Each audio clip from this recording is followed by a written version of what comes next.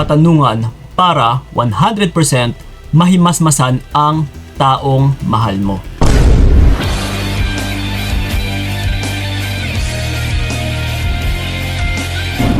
Yes.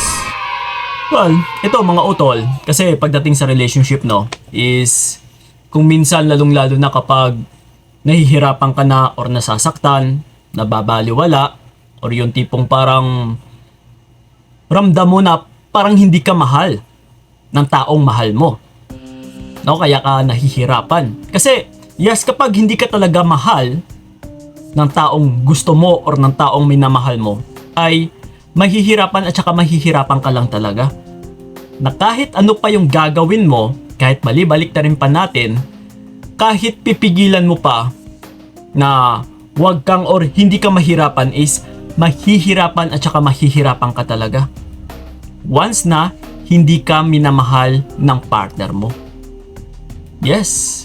So, kung hindi ka man minamahal ng partner mo, talagang mahihirapan ka. And kung nahihirapan ka man sa ngayon, isa lang po ang masisigurado natin dyan. Hindi ka kasi minamahal ng partner mo. Oh. Kaya ka nasasaktan. No? So ngayon, kung minsan ang nangyayari ay nagtatanong kayo sa mga partner ninyo. Ano ba yung meron sa atin? Ano ba yung plano mo sa akin? No, maraming katanungan na gusto mong masagot ng partner mo. Bakit ganyan ka? Bakit hindi mo kayang magbago? Bakit hindi mo malang nakikita yung pagmamahal ko?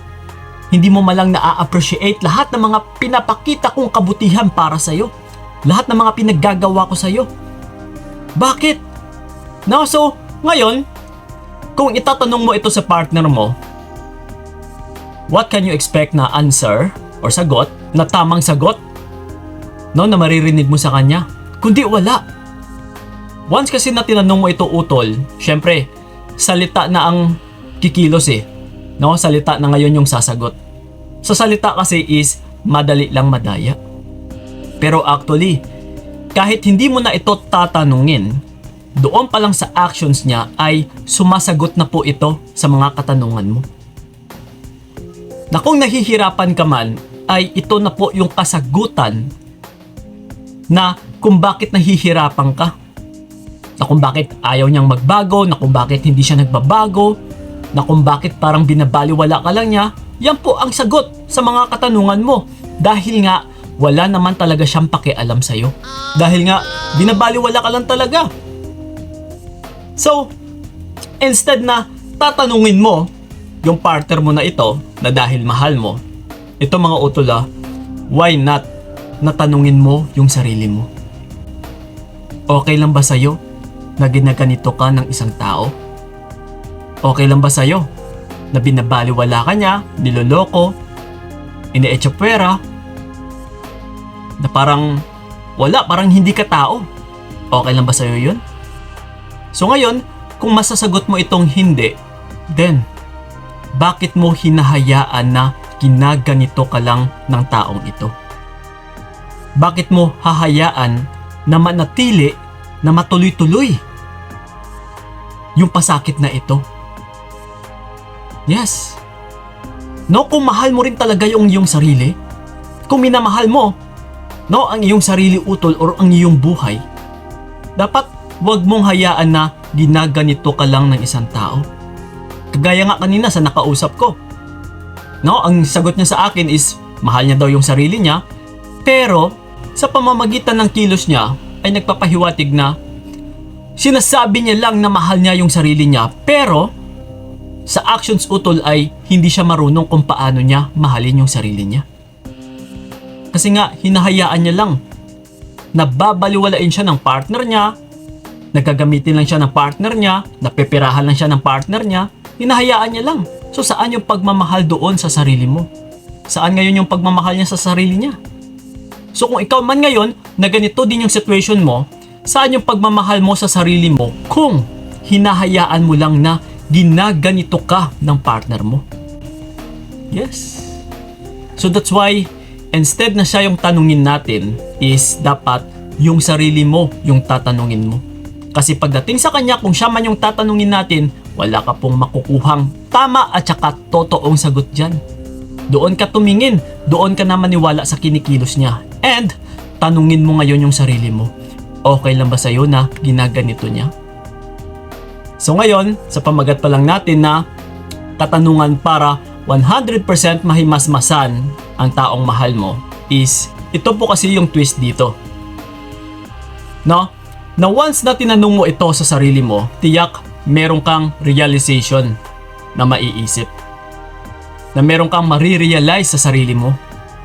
So once ngayon na nakarealize ka na ganito pala, na hindi pala kailangan maghabol, hindi na pala kailangan ipagpatuloy yung relationship na ito, ay tiyak mawawalan at saka mawawalan ka na ngayon ng gana sa taong mahal mo. Na unti-unti mo na rin tatanggalin yung pagmamahal mo sa kanya kasi may something kang na-realize eh. So dahil dito, yung plot twist utol ay the more na parang nawawalan ka na ng gana sa kanya is siya naman itong mahimasmasan. Uy, teka lang. No, parang nababaliwala ko na pala yung partner ko. Parang nagigising na rin siya sa katotohanan. So, instead na babaliwalain ka niya, lalong-lalo na kapag makita niya na totoong nagmamahal ka sa kanya, maaari na ma-realize niya talaga yung halaga mo. Na maaari na dito ka pa niya mas lalong mamahalin. Na dito ka niya mas lalong papahalagahan. Kaysa hindi mo ito ipanaranas sa kanya, once na hinayaan mo lang, ay hindi po mahihimasmasan yung partner mo sa gawain niya.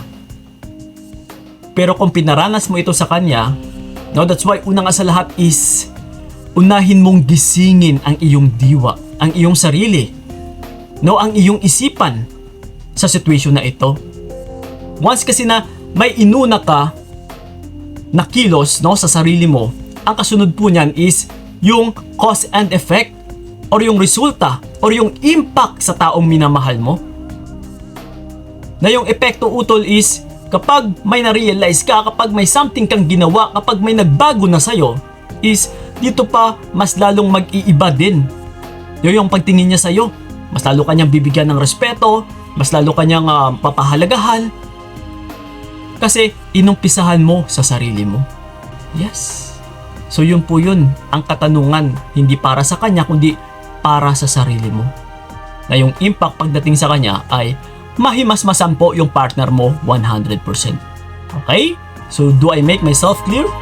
No? Sa may mga katanungan man dyan, you can leave a comment lang dyan sa ilalim and sasagutin namin yan, lalong-lalo na sa aming YouTube channel.